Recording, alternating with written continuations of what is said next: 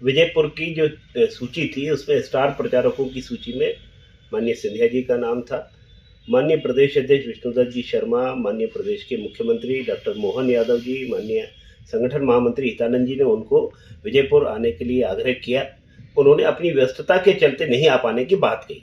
ऐसा नहीं है कि उनको नहीं बुलाया गया था। आप सुन रहे थे मध्य प्रदेश भारतीय जनता पार्टी के महामंत्री और विधायक भगवान दास सबनानी को, जो इस बात को कह रहे हैं कि पार्टी के वरिष्ठ नेता और केंद्रीय मंत्री ज्योतिरादित्य सिंधिया को विजयपुर में उपचुनाव के दौरान भारतीय जनता पार्टी के प्रत्याशी रामनिवास रावत के पक्ष में प्रचार करने के लिए आमंत्रित किया गया था।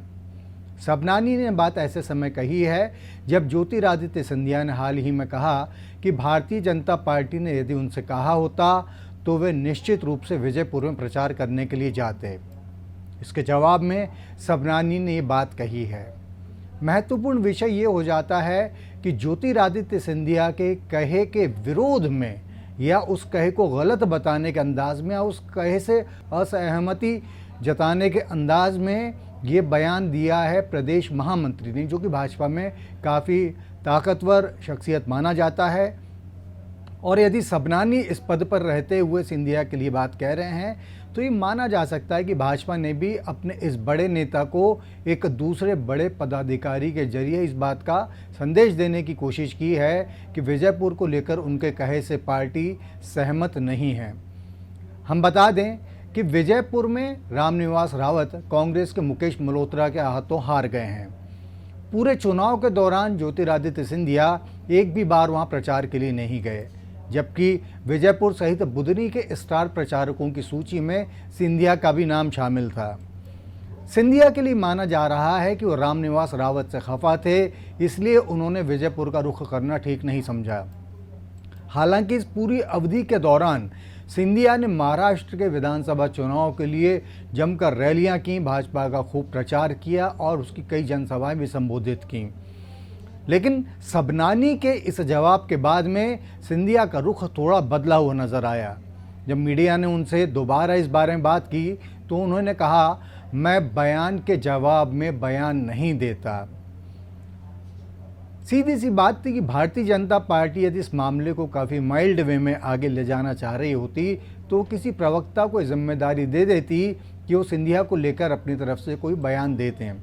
लेकिन प्रदेश महामंत्री के बड़े कद वाले पद के जगह से बयान दिलाने का बड़ा अर्थ भी तलाशा जा रहा है। रामनिवास रावत किसी समय कांग्रेस की राजनीति में ज्योतिरादित्य सिंधिया के पिता माधवराव सिंधिया के कट्टर समर्थक हुआ करते थे। माधवराव के निधन के बाद में ज्योतिरादित्य सिंधिया ने अपने पिता के गुट की कमान संभाली और बाद में एक दिन वो अपने विधायकों के साथ में भारतीय जनता पार्टी में शामिल हो गए, लेकिन तब रामनिवास रावत ने उनके साथ भाजपा में आने से इनकार कर दिया था। रावत बीते लोकसभा चुनाव के आसपास बीजेपी में आए और ये भी कहा जाता है कि उन्हें पार्टी में लेने से पहले भाजपा ने सिंधिया से मशवरा नहीं किया था, बल्कि सिंधिया की जगह ग्वालियर चंबल संभाग के एक और दिग्गज भाजपा नेता नरेंद्र सिंह तोमर ने इस सारे दल बदल की पटकथा लिखी थी।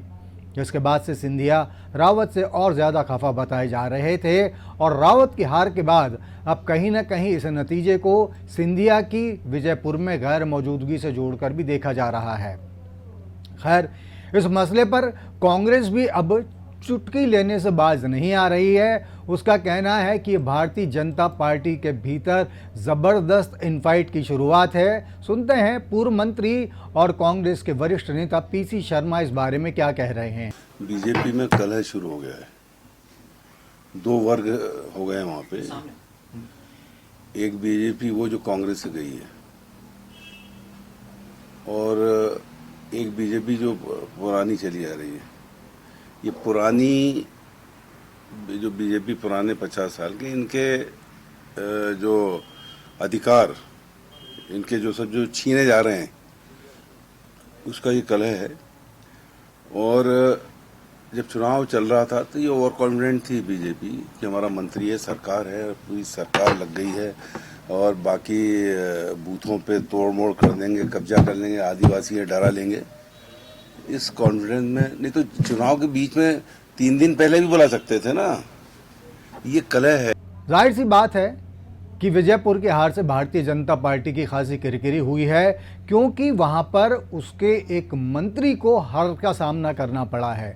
इसके बाद रामनिवास रावत ने खुद भी कहा था कि भाजपा के ही कुछ लोगों ने उन्हें हराया है, लेकिन भोपाल आने के बाद रावत के सुर कुछ बदल गए थे और उन्होंने कहा था कि उनकी हार की आड़ में भाजपा के नेताओं को बदनाम करने की कोशिश करने वालों को वो बख्शेंगे नहीं।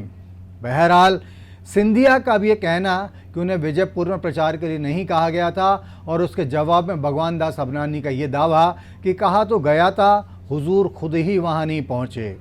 ये भाजपा और सिंधिया के बीच के संबंधों को लेकर काफ़ी कुछ संकेत दे रहा है। ये संकेत आगे क्या असर दिखा सकते हैं, ये आगे फिर कभी बात करेंगे। तब तक के लिए आज्ञा दीजिए। नमस्कार।